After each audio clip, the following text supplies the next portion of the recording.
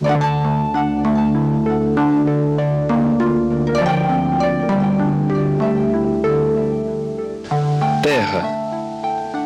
planeta Terra, mundo, planeta azul, planeta água. Tantos nomes existem para designar o nome da nossa casa, do lugar onde nascemos e vivemos. Uma casa que abriga animais e plantas, homens e mulheres de todas as raças e de todas as religiões. Um planeta maravilhoso, mais água do que terra, com 5 continentes habitados e um novo, gelado, que vai aos poucos sendo desvendado pelos cientistas. Um planeta verde, um planeta bege, um planeta brilhante, o planeta azul.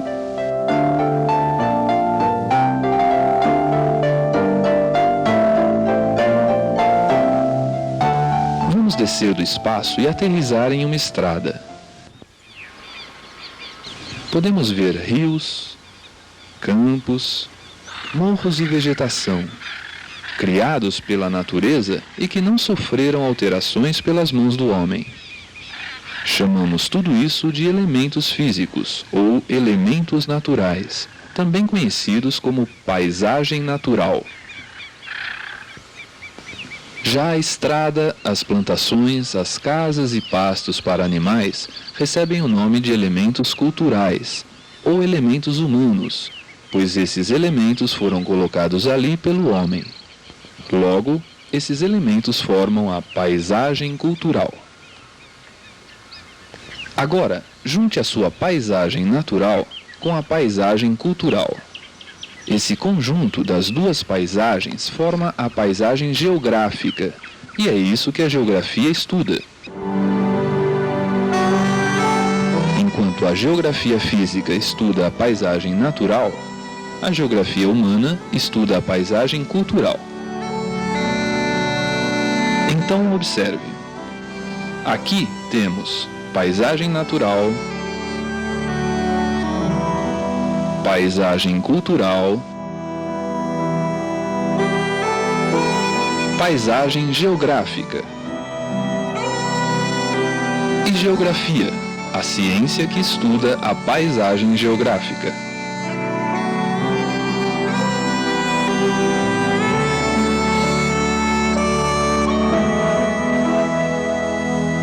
Quando você começou a estudar geografia, seu professor mandou que você comprasse um atlas geográfico. Ao abri-lo, você reparou que ele tinha muitos mapas coloridos, parecendo muito complicados. Então, vamos entendê-los melhor e descobrir o quanto são simples. Este mapa mostra os estados do Brasil, suas cidades e municípios. Este outro mostra a América do Sul dividida em países. Os mapas que mostram os limites de estados ou países, as cidades e municípios, são chamados mapas políticos. Quando um mapa traz o traçado dos rios, recebe o nome de mapa hidrográfico.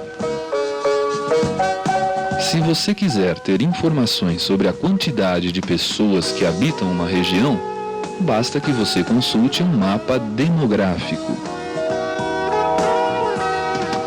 E os mapas econômicos mostram as riquezas de uma região, determinadas pelos recursos minerais, industriais e agrícolas, dentre outros. Além disso, temos mapas sobre vegetação, temperatura, geologia, extrativismo mineral e vegetal, clima, chuvas e tudo o que possa interessar aos estudos de geografia. Basta que observemos as cores e as indicações que sempre estão ao lado do mapa.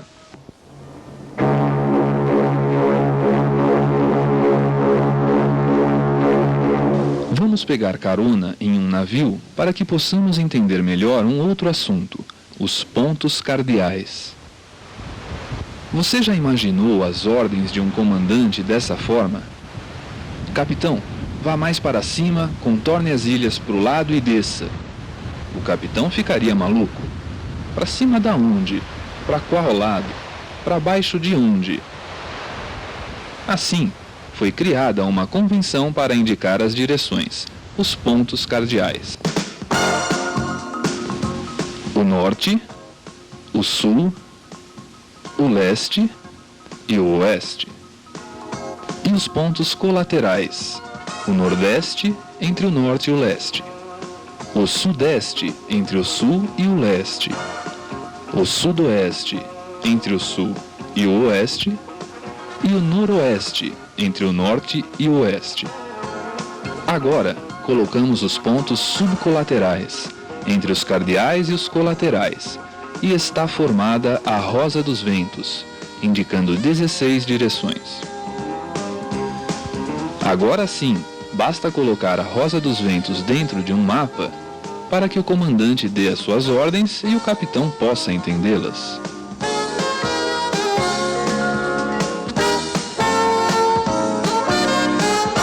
Mais tarde, o homem achou que a Rosa dos Ventos não podia dar uma localização precisa dentro do planeta Terra. Criou então os paralelos e os meridianos, que são usados para determinar as coordenadas geográficas. As coordenadas geográficas são indicadas por graus, minutos e segundos.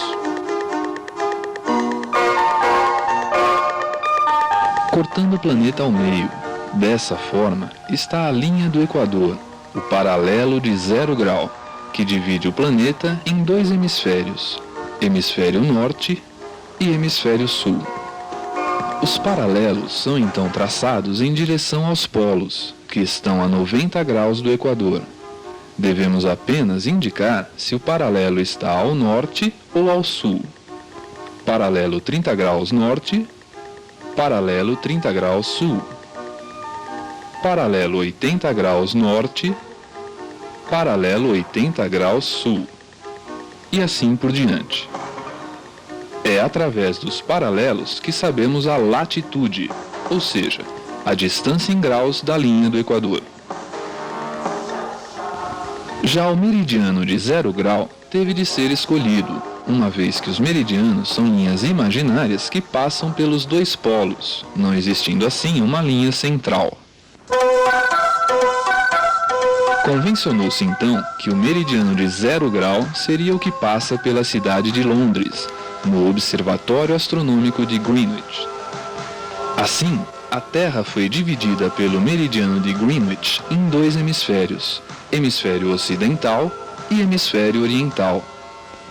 A partir desse meridiano, podemos traçar linhas imaginárias fazendo marcações até 180 graus, indicando apenas a direção, leste ou oeste.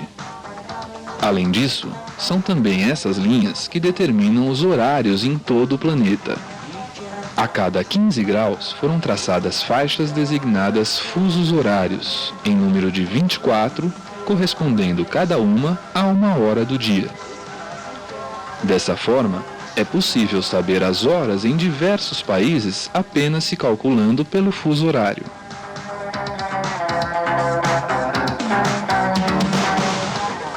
Você já parou para pensar por que apenas o paralelo e o meridiano de 0 grau recebem o nome de paralelo do Equador e meridiano de Greenwich? É claro que pela importância que ambos têm. Assim como eles, outras linhas imaginárias do planeta também receberam nomes. A 23 graus de latitude norte, encontramos o Trópico de Câncer. A 23 graus de latitude sul, temos o Trópico de Capricórnio. Mais ao sul, a 66 graus de latitude sul, encontramos o Círculo Polar Antártico. E do lado oposto, a 66 graus de latitude norte, temos o Círculo Polar Ártico. Essas coordenadas têm importância para que possamos compreender um pouco melhor o clima no planeta. Entre o Trópico de Câncer e o Trópico de Capricórnio está localizada a Zona Tropical ou Zona Intertropical. É a zona mais quente do planeta. Vamos entender isso melhor colocando mais um personagem nessa história: o Sol.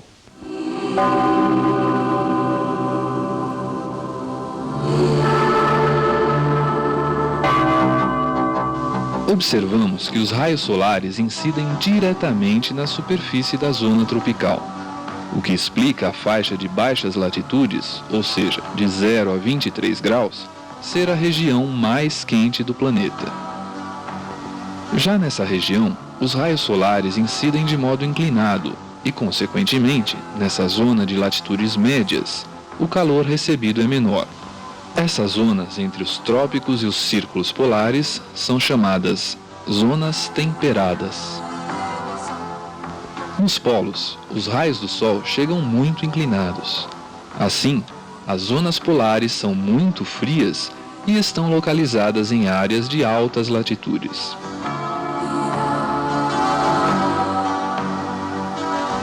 É claro que o clima não depende apenas da latitude. Outros fatores também vão influenciar sua variação, tais como a continentalidade, uma vez que quanto maior a distância entre uma região e o mar, menor a quantidade de chuvas e maior a amplitude térmica. A altitude, pois quanto maior a altitude de um lugar, mais frio é o clima. Como exemplo disso, temos cidades em locais altos, como as cidades andinas do Peru e da Bolívia, que estão em países de clima tropical.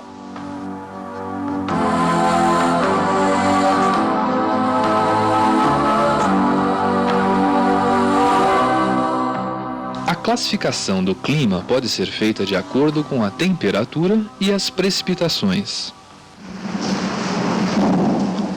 A quantidade de chuva que cai numa determinada região é medida através de um pluviômetro, o aparelho que vai determinar o índice pluviométrico. De acordo com o índice pluviométrico, o clima pode ser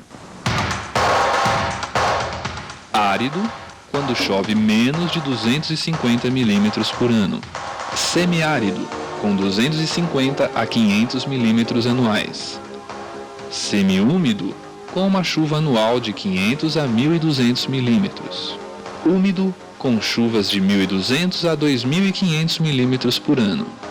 E quando chove mais de 2.500 milímetros por ano, dizemos que o clima é superúmido ou muito úmido.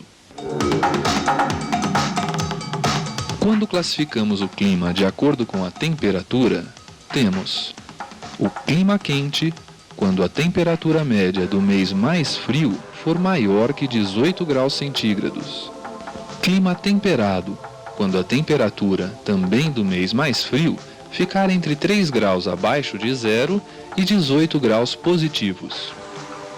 Clima frio, quando a temperatura média do mês mais frio for menor que 3 graus abaixo de zero e a temperatura média do mês mais quente for maior que 10 graus. E um clima classificado como polar é o que apresenta a temperatura média do mês mais quente abaixo de 10 graus centígrados. É claro que essa região fica coberta de gelo mais de 6 meses ao ano.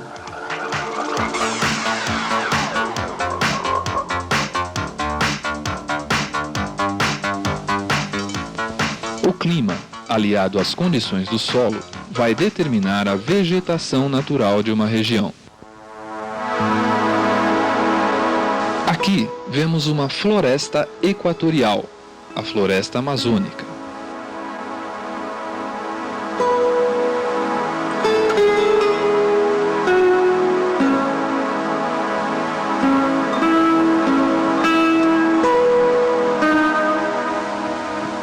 Já a Mata Atlântica é um exemplo de floresta tropical. Ambas ocorrem nas regiões de climas quentes e úmidos da zona tropical. Porém, diferem-se pela temperatura e pluviosidade na região.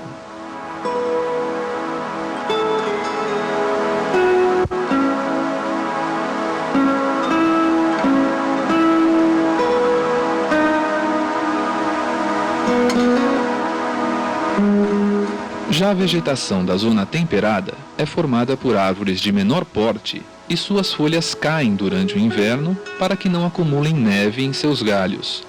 São as árvores de folhas caducas nas florestas temperadas.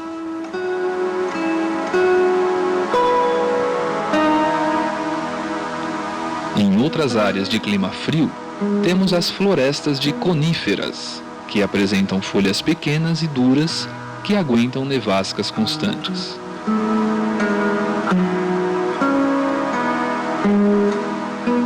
Além das florestas, temos os campos tropicais e os campos temperados.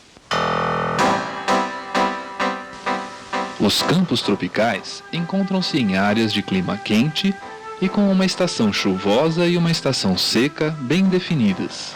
Recebem também o nome de savana. No Brasil, as savanas recebem o nome de cerrados e são encontradas no Planalto Central brasileiro.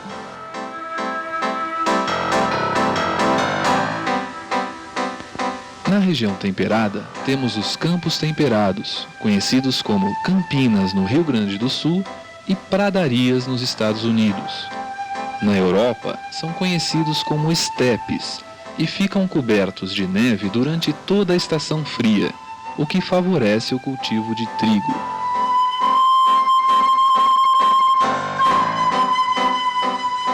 Quando olhamos uma paisagem de um ponto elevado do planeta, observamos que a Terra apresenta diversas formas, com saliências mais altas, mais baixas e verdadeiros buracos.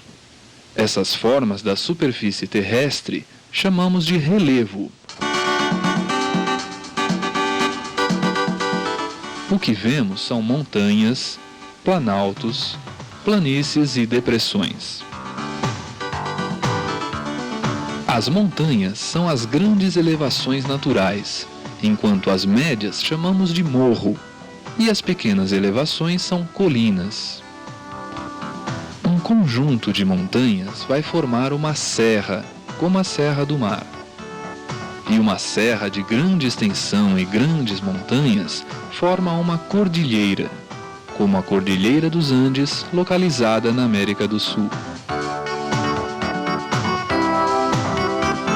Os planaltos são áreas planas, que elevam-se a mais de 200 metros de altitude. As áreas planas que estão a menos de 200 metros de altitude chamamos de planícies.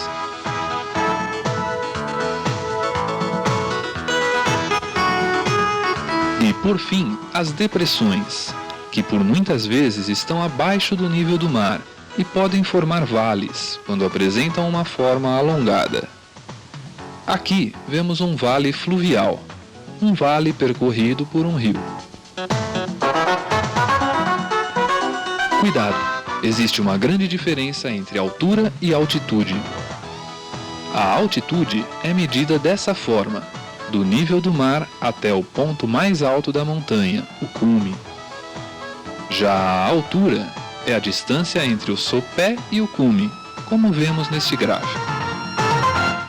Como podemos notar, para entendermos a geografia, basta que analisemos alguns fatores que estão interligados e determinam clima, temperatura e, como veremos mais tarde, a economia e o modo de vida das populações.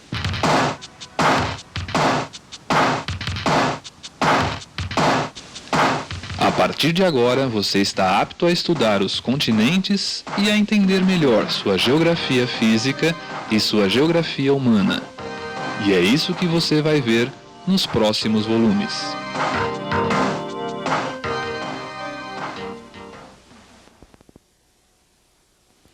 Resumindo.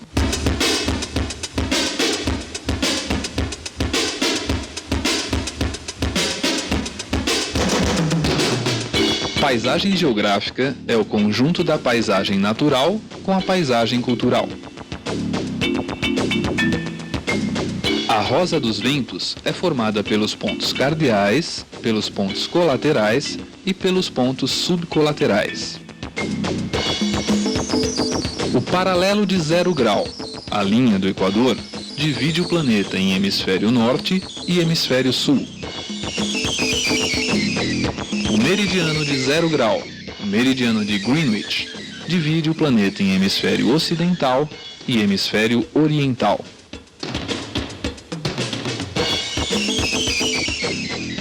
A zona tropical ou intertropical fica entre o Trópico de Capricórnio e o Trópico de Câncer. As zonas entre os trópicos e os círculos polares são as zonas de clima temperado. As zonas polares estão localizadas além dos círculos polares. De acordo com as precipitações, o clima pode ser árido, semiárido, úmido e superúmido ou muito úmido.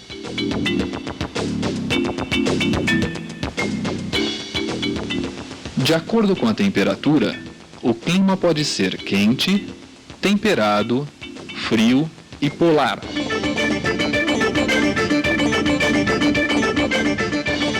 As vegetações mais importantes são matas, como a floresta tropical, a floresta equatorial, a floresta temperada e as florestas de coníferas. Os campos, como os campos tropicais, também chamados de savanas e cerrados, e os campos temperados, como pradarias, campinas e estepes.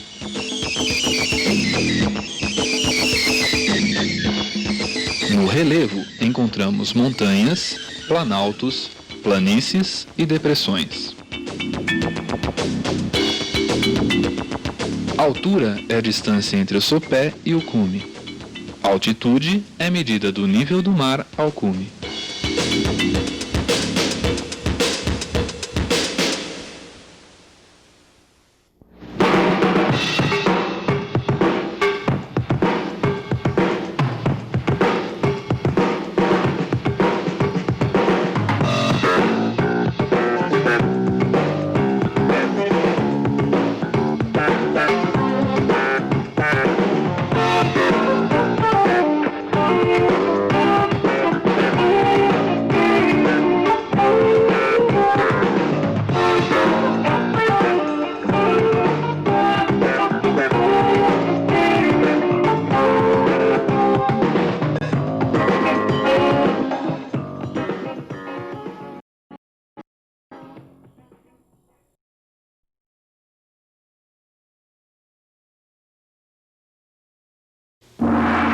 Geografia geral, os 5 continentes.